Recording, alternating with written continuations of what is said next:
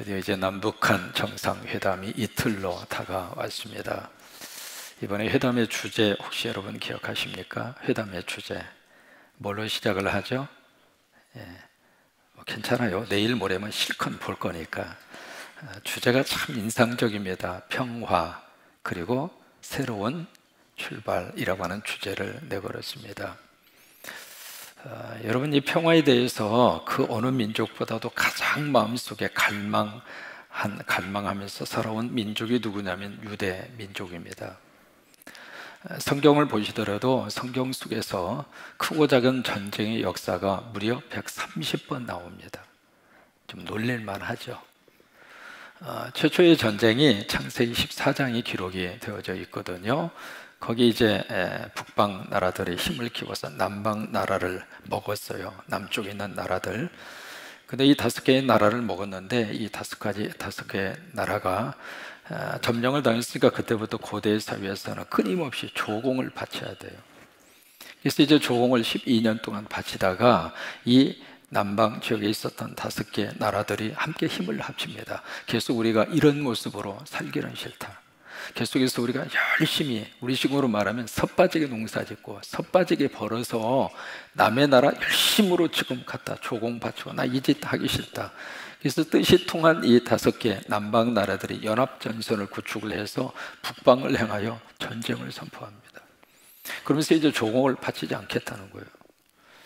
그래서 이제 조공을 바치지 않겠다고 그러니까 북방에 있었던 여기에 그랄 왕, 그다음 그돌라오멜이라고 하는 사람 이름이 성경에 나오잖아요. 그 사람을 중심으로 해서 북방에 있었던 4개 나라가 뿔이 난 거예요. 저충들 봐, 좀 힘이 생겼다고 지금 우리를 향하여 거부를 해? 조공을 안 받죠? 세금 안 받죠? 그래 한번 본때를 보여주지. 그래서 말이죠, 이 북방의 4개 나라가 1년 동안 전쟁 준비를 해요. 그렇게 해서 남방 5개의 나라를 처참하게 짓밟아버리는, 그게 이제 창세기 24장에 나오는 최초로 전쟁에 대한 성서적인 기록입니다. 그 기록으로부터 시작을 해서 성경 속에는 크고 작은 전쟁이 130개의 전쟁에 대한 이야기가 성경 속에 쭉 기록이 되어져 있어요. 그러다 보니까 이스라엘 백성들의 입장으로서는, 히브리 백성의 입장으로서는 늘 마음속에 끊임없이 간구하는 것이 바로 뭐냐면 평화입니다. 좀 속편하게 살고 싶은 거예요. 살만하면 블레셋 사람들이 와서 옆구리를 찌르지를 않나, 좀 가슴 펴고 살만하면 윗동네에서 그냥 와서 치고 들어오지를 않나, 이제 좀 잠 편하게 잘만 하면 밑에 동네에서 치고 올라오지를 않나, 이거요.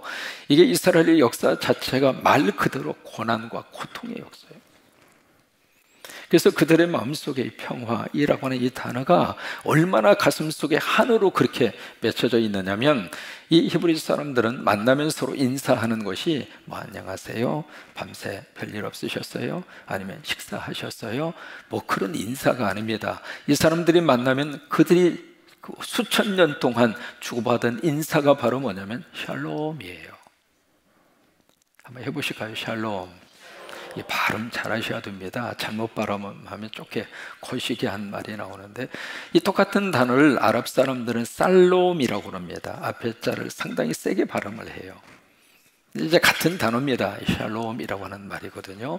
이 샬롬이라고 하는 이 인사는 영어로 피스라고 이렇게 번역을 하고 있습니다만은, 피스 평화라고 하는 의미도 가지고 있습니다만은, 샬롬이라고 하는 단어 속에 굉장히 많은 의미가 내포가 되어져 있어요. 평화라고 하는 뜻도 있고 또 하나 평안이라고 하는 뜻도 있습니다.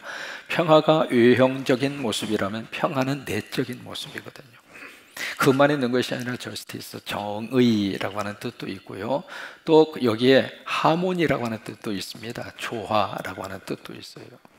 그래서 이 샬롬이라고 하는 뜻 속에 여러 가지 많은 의미를 담고 있는데, 첫째로 그들의 마음속에 서로 샬롬, 인사를 주고받으면서 간절히 마음속에 원하는 그들의 소원은 전쟁이 없는 상태. 이제 그것이 나중에 더 깊은 영적 의미까지 들어가서 하나님과의 올바른 관계, 그것이 바로 샬롬의 마지막 결론입니다. 여러분, 이 땅의 전쟁은 평화가 이루어졌으면 좋겠어요. 크게 아멘. 그래요. 우리는 좀 전쟁을 잃어버리고 살고 있는 것 뿐이에요. 미군들이 여기 지금 주둔해서 지금 지키고 있잖아요. 군사만 하더라도. 근데 미군들이 한국에 올 때 타 지역에서 있는 미군들하고 다른 점이 하나 있습니다. 바로 뭐냐면 한국에 배치를 받은 미군들은 거기에 보너스가 가요. 그 보너스가 바로 뭔 줄 알아요? 위험수당입니다. 그 위험수당이 뭐냐면 전쟁 촉발 지역에 가는 군인들에게 주는 특별 보너스예요. 우리는 이 기간이 하도 길다가 보니까 지금 망각하고 사는 거예요. 아무 일이 없었으니까 내일도 아무 일이 없겠지. 그렇게 지금 우리들이 추측하고 생각하고 사는 것뿐이에요. 말 그대로 한반도를 중심으로 이루어지는 이 각국의 여러 가지 많은 것들을 조금이라도 아는 사람이라면 불안하기 짝이 없어요. 그래서 지금까지 하나님이 이 민족을 지켜주셨어요. 하나님이 지켜주셨어요. 국방이 튼튼해? 얼마나 튼튼합니까? 한국의 전략재산이 제대로 갖추어져 있다? 도대체 이 무기가 얼마나 갖다 놓아야 한국이 안전할 수 있을 것 같습니까? 여러분, 한국을 지켜주는 힘은 하나님이세요. 그래서 우리들이 애국가 부를 때마다 누가 보호하사? 누가 보호하사? 다 같이 시작! 아니, 거기는 크게 해야 돼야. 시작! 네, 음정 박자 틀려도 괜찮아. 참 그게 하나님의 축복입니다. 전 세계의 국기를 보시면은요, 거기에 십자가가 그려져 있는 나라들이 있습니다. 대개 이제 유럽에 있는 나라들이에요. 십자가가 그려진 나라치고 가난하게 사는 나라가 없습니다. 거의가 다. 뭐냐면 십자가를 앞세운 나라는 하나님이 도와주신 거예요. 하나님이 역사하신 거예요. 또 하나, 그래서 우리 민족에는 애국가 속에 하나님이 들어간 거예요. 이건 우연이 아닙니다. 그래서 하나님이 지금까지 보호를 해주셨는데 이제 전쟁이라고 하는 이 단어 자체가 이제는 이 땅에서 종지부를 찍을 수 있다. 그래서 이번 주제 자체가 너무 마음에 그렇게 와닿아요. 평화. 그래, 새로운 출발. 38선이라고 하는 38선. 저는 군대 생활을 38선에서 했습니다. 눈만 뜨면 그냥 아침부터 거기는 부대 이 군인들이 들어가서 저녁에 투입해서 새벽에 나오거든요. 밤새도록 보초를 씁니다. 처음에 들어가서 보초를 쓰고 나오면은 발이 말이죠, 이 장둔지가 땡땡 부어요. 사람이 이렇게 누워 있어야지 앉기도 하고, 이게 서 있는다는 자체가 얼마나 사람을 힘들고 피곤하게 하는지 말이죠. 그게 막 몸이 막 부어서 이 새벽에 이제 철수를 해서 이렇게 딱 부대 막사로 들어가서 보면 군화라고 그러잖아요. 군인들이 쓰는 신발, 그거요 안 벗겨집니다. 이게 발이 통통 부어서 이게 군화, 이 구두가 안 벗겨져요. 그래서 저는 철책선에서 근무를 했던 사람이기 때문에 바로 지척간이에요. 소총 사정거리라고 그래서 소총으로 쏘아서 사람을 살상할 수 있는 거리가 있습니다. 그 거리가 460m예요. 그때 460m인데 그보다 더 가까운 거예요. 이게 남북한 대치하고 있는 그 거리 자체가. 거기서 이제 생활하면서 그쪽에서 이렇게 농구하는 것도 다 보이고, 거기서 가을에 추수하는 것도 다 보이고, 노는 것도 다 눈으로 다 보여요. 거기서 뭘 했느냐면 하도 심심하니까 생잎발을 뺐어요. 거기서 이쪽에 뻐드렁니가 하나 있었거든요. 덜 버쳐서 있으니까 심심하잖아요. 심심해서 뭘 할까 싶었더니 덜 볼 때마다 이게 눈에 거슬린 거예요. 이 뻐드렁니가 이 위에 있었어요. 위에가 이쪽에. 그래서 위에서 이게 뻐드렁니 이렇게 나 있는데, 이게 설교할 설교자가 이 뻐드렁니가 나 있으면 얼마나 그럴까 싶어가지고 그때부터 막 흔들었어요. 왜?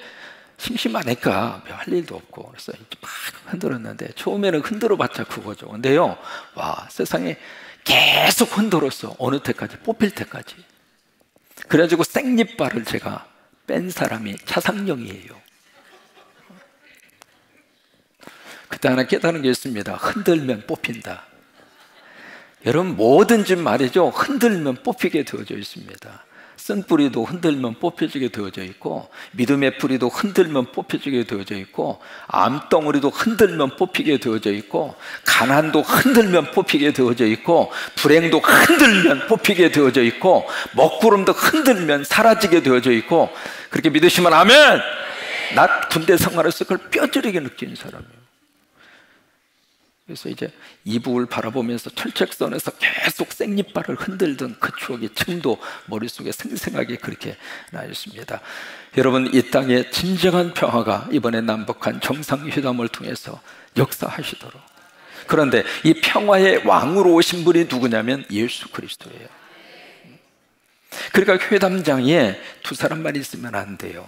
김씨하고 문씨만 있어가지고는 되는 일이 없어요. 하나님이 함께 하셔야 돼요.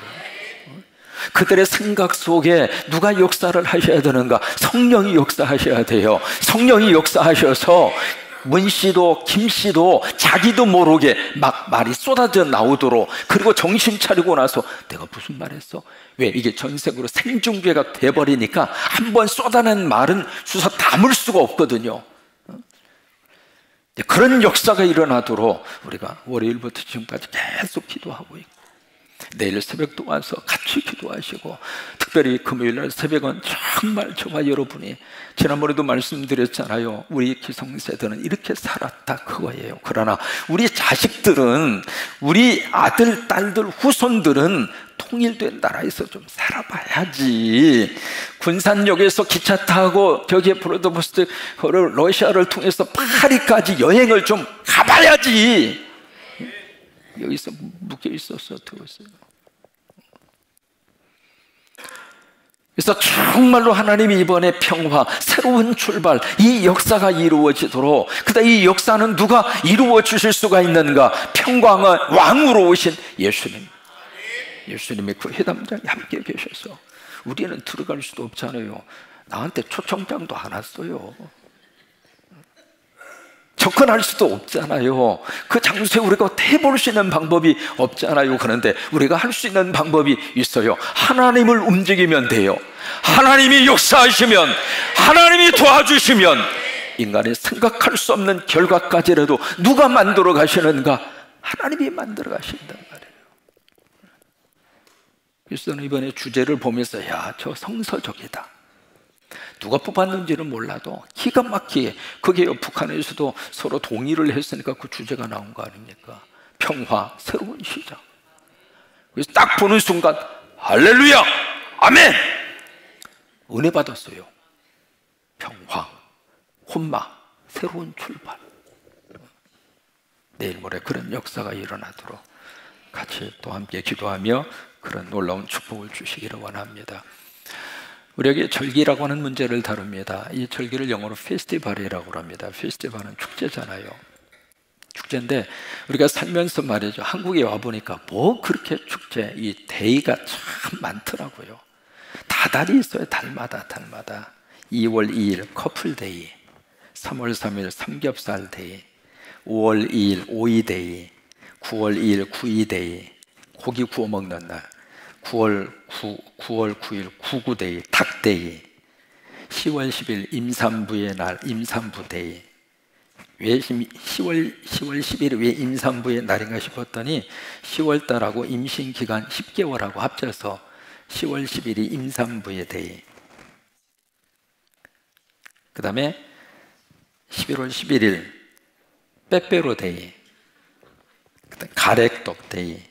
12월 8일 무슨 날인 줄 아세요? 12월 8일 머플러 데이.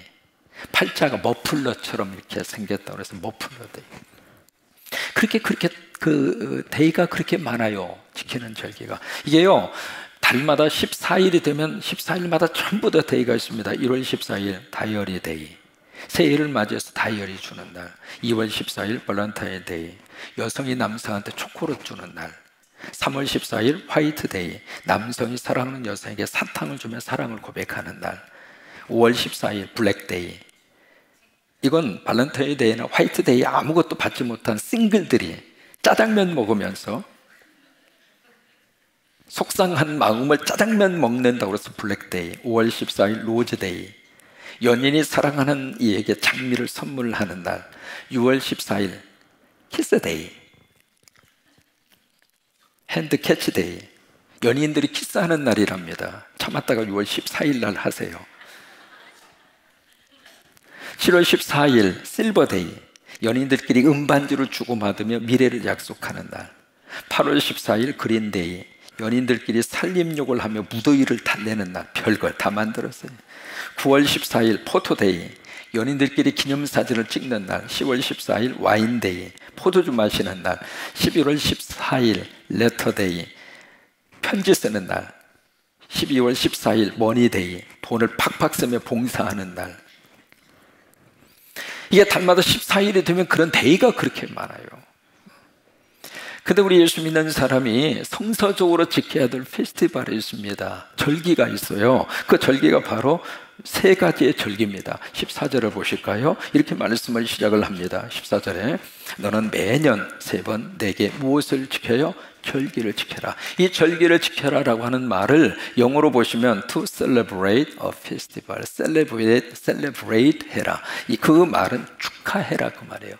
여러분, 우리가 생일을 축하할 때 celebration your happy birthday, 당신의 생일을 내가 celebrate 해드립니다. 내가 축하합니다. 그 뜻이거든요. 그런 것처럼 여기 celebrate를 하는데 뭘 celebrate를 하는가? 페스티벌, 축제를 축하하라 그 말이에요. 절기, 그것을 축하하라 라고 하는 말씀을 이렇게 하시면서, 그 무슨 말씀이냐면 적어도 살면서 1년에 3번 정도는 반드시 페스티벌을 지켜라. 축제 인생을, 그때는 축제 인생을 축하해라. 사는 것이 힘들지만은 적어도 1년에 3번씩은 반드시 축제의 인생을 인조해하라 그 말이에요. 그러면서 이제 3가지의 절기를 우리에게 주시고 있습니다. 봄에 지키는 절기가 있죠. 그것이 바로 6월절이에요. 또 6월절 우리는 무교절이라 그렇게 부르기도 합니다. 이것은 봄에 지킵니다. 출애굽하던 그 당시 이스라엘 백성들이 바로 하나님께서 양을 잡아서 바친, 그래서 문설주와 임방의 양의 피를 바른, 그것을 보고 죽음의 사자가 패스오버 다 지나갔잖아요. 여러분, 십자가 붙잡고 살면은 하나님이 저주가 지나가도록 역사하시는 거예요. 안 오는 게 아닙니다. 왔다가 십자가를 보고 그냥 지나가는 거예요. 그래서 우리 자녀들의 방에서 꼭 우리 부모님들이 해야 할 믿음의 행위가 있습니다. 그것이 바로 뭐냐면 영적으로 십자가 그어줘야 돼요. 아이 방에 가서 야 이놈아 공부 많이 해 이놈아, 공부 안 하면 네 인생 어떻게 되는 줄 알아 이놈아, 그러면서 야단만 칠 것이 아니라 여러분 자녀들 방 아니면 앞에 쓰셔서 꼭 십자가 그으세요. 그것이 영적으로 바로 임방과 문설주에 보혈의 피를 바르는 것하고 똑같아요. 자녀들이 멀리 떨어져 있어도 그쪽을 향하여 십자가 그으세요. 캐톨릭에서만 십자가 긋는 게 아닙니다. 우리 개신교에서도 영적인 의미의 심볼들은 우리들이 가지고 살아야 되거든요. 그러니까 그쪽 방향을 보고, 저 같은 경우는 아이들이 태평양 너머에 있잖아요. 그 멀리 떨어져 있어도 손들면 하나님이 거기까지 연결시켜 주시니까 그쪽을 보고 그냥 하는 거예요. 아, 얘가 동쪽인가? 아니면 그 이쪽도 하면 되지 뭐. 아닌가? 저쪽 그냥 사방간데 그냥 하다가 보면 그쪽으로 연결이 될 거 아닙니까? 그러니까 우리 자녀들을 영적으로 부모님이 지키는 방법이 바로 보혈의 피예요. 그것이 십자가라고요. 그것을 보고서의 죽음의 사자가 패스오버한 거예요. 유월한 거예요.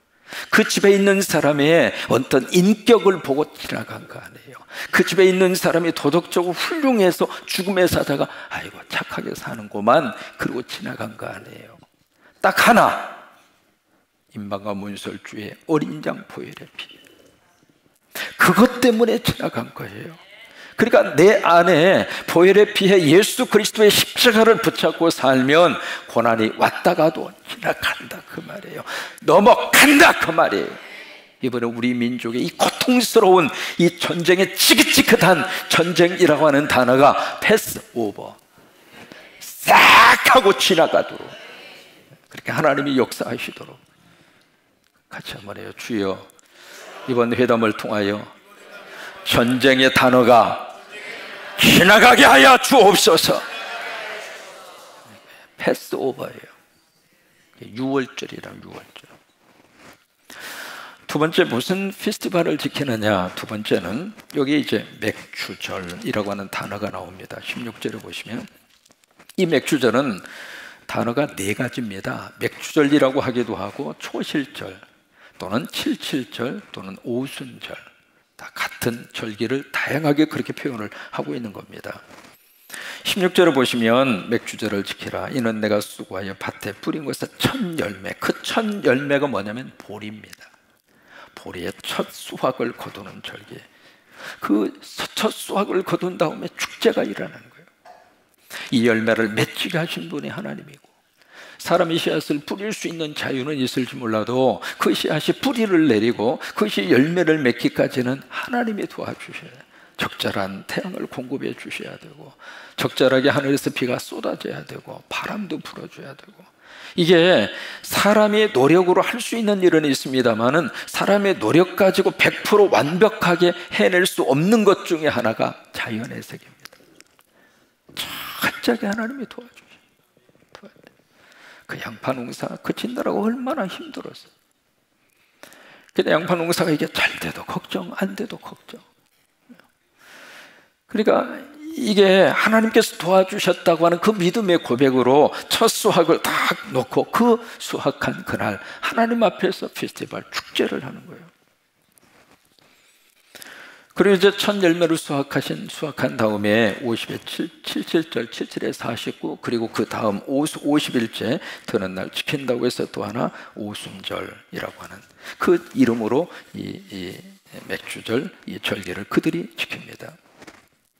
이 오순절 사건이 바로 사도행전 2장에 성령의 거룩한 역사가 임한 성령 강림의 역사가 바로 오순절 일어난 거예요. 무슨 얘기냐면 바로 땅의 열매가 맺히는 것처럼 영적인 열매를 맺힐 수 있도록 하나님의 거룩한 역사, 추수의 거룩한 역사가 바로 오순절 성령의 역사를 통해서 하나님이 그렇게 일으켜 세우신 거예요.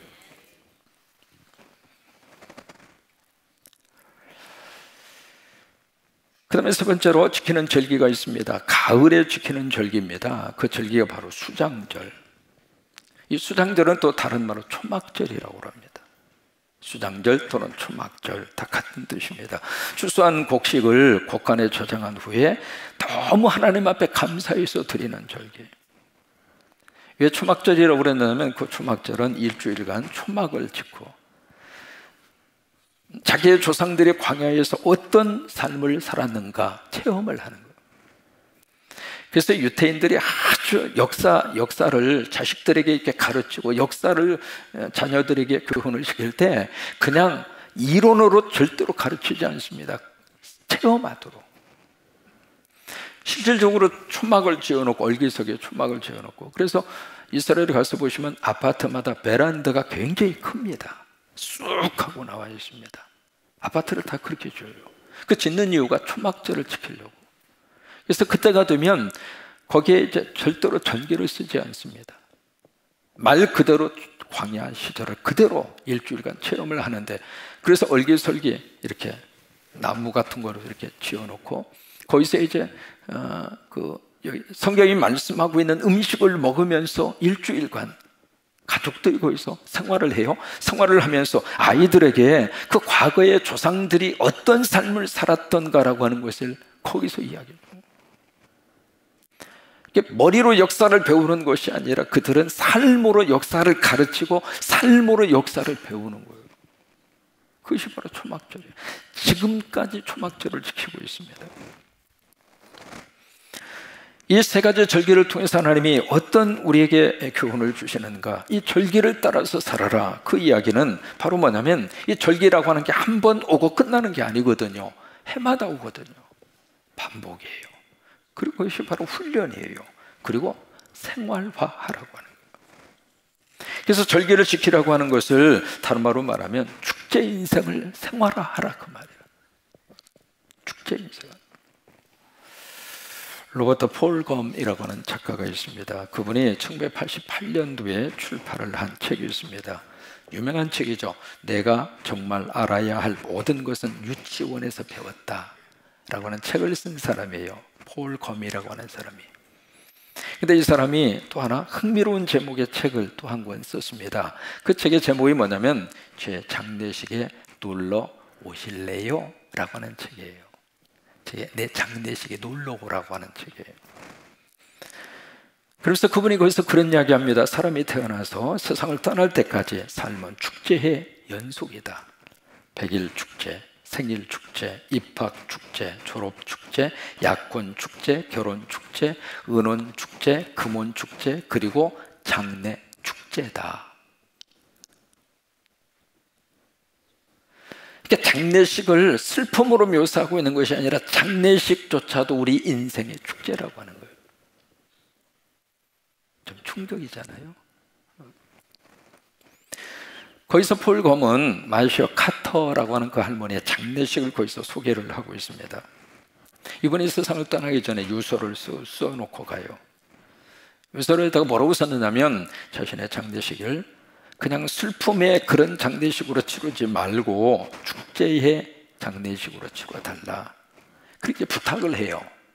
그리고 하는 말이 장례식에 참석하는 복장은 화사한 옷으로 할 거, 검은 복장 하지 말고 화려한 옷을 입고 좀 참석을 해달라, 그렇게 부탁을 해놨고, 또 하나 슬픈 노래 대신에 밝고 기쁜 노래를 박수를 치면서 부를 거.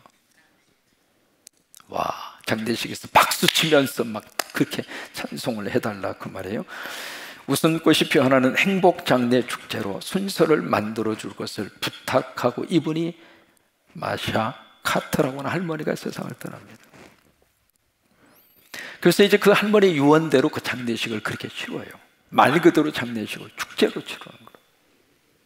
그래서 마지막에 그 고인이 남긴 마지막 그 편지를 낭독하는 시간이 있습니다. 거기에 뭐라고 썼느냐면, 지금까지 좋은 분들과 함께 행복하고 멋진 인생을 살았습니다. 베풀어 주신 따뜻한 사랑과 손길에 감사를 드립니다. 축제로 시작한 인생, 마지막 가는 길도 축제로 가고 싶었습니다. 여러분도 그렇게 되길 바랍니다. 천국에서 만나요. 그리고 장례식이 끝난 거예요. 그러니까 예수 믿는 사람은 장례식조차도 축제로 만들어 버릴 수 있는, 왜요? 우리한테는 부활이 있으니까, 우리한테는 천국이 있으니까. 그것 때문에 죽음까지라도 슬픔으로 맞이하고 울고 통곡으로 끝나는 것이 아니라 그것까지라도 페스티벌로, 축제로 바꾸어 버릴 수 있는,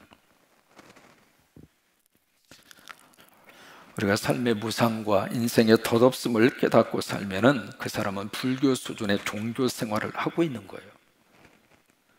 어떤 불교에 심취하고 불교적인 영향을 받은 사람은 늘 삶의 무상, 헛되고 헛되다, 그래 인생이 덧없다.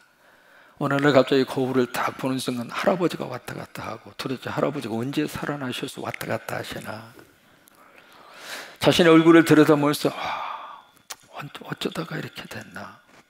어떤 인생의 덧없음을, 그것을 깨달으면서 살고 있다면, 그 수준으로 머물러 있다면 이것은 불교 수준의 종교 생활을 하고 있는 거예요.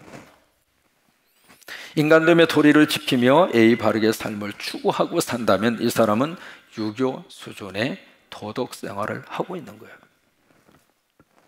그러나 하나님의 은혜를 깨닫고 받은 것을 받았고 마음으로 인정하고 입술로 감사하고 절기를 통해서 축제의 인생을 사는 사람은, 하늘나라의 소망과 그리고 천국의 소망을 가지고 사는 사람은, 그 축제적인 삶을 사는 사람은 기독교적인 신앙생활을 하고 있는 사람.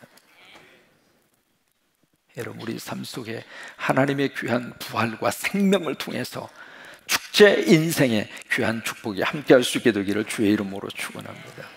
존 뉴턴이라고 하는 사람이 있었죠. 유명한 노예 상인입니다. 아프리카에서 노예를 사다가 유럽에다가 납품해서 엄청난 돈을 법니다. 그때 이 노예들을 싣고 가는 그 장면, 세상에 어떻게 인간이 저렇게 죽어갈 수 있나, 짐짝처럼 실었어요. 많이 실으려고 말이죠, 칸칸이 아주 좁은 거기다가 해서 움직이면은 에너지 소비량이 많다고 다 묶었어요.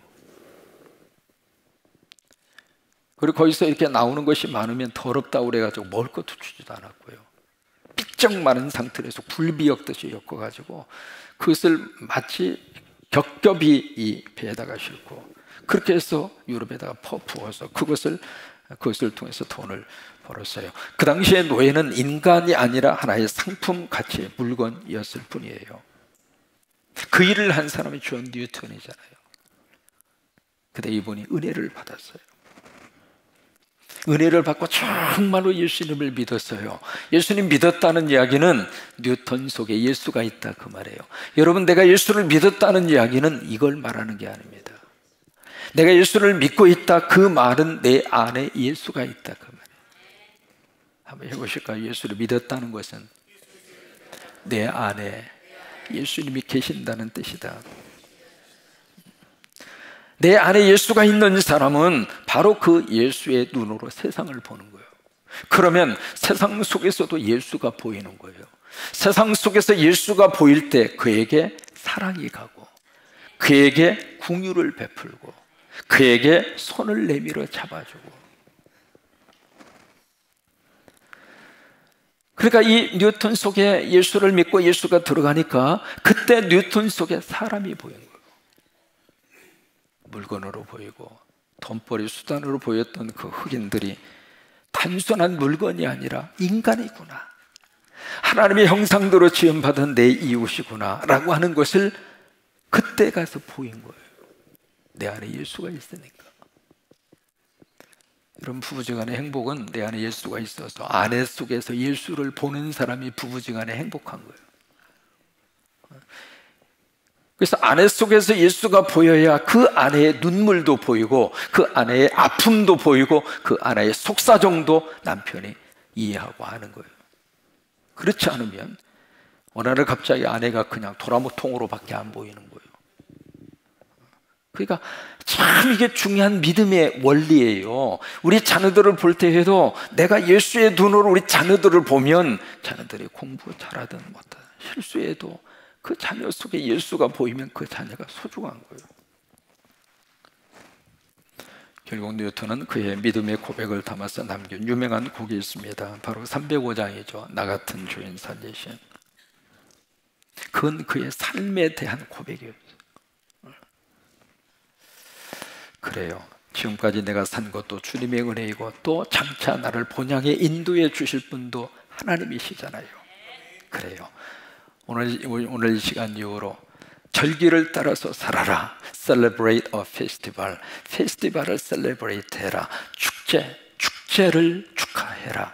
그래요. 우리 삶 속에 성령으로 역사해 주셔서 세상은 축제가 사라진, 그러나 우리 믿음 안에서 우리 가정의 축제의 현장이 됐으면 좋겠고, 부부의 관계 속에 축제의 놀라운 역사가 일어났으면 좋겠고, 또 하나 우리 민족 속에 전쟁이 종식되고 진정한 평화의 축제가 이번에 정상회담을 통해서 이루어지도록 하나님의 역사에 주시게 되기를 주의 이름으로 축원합니다.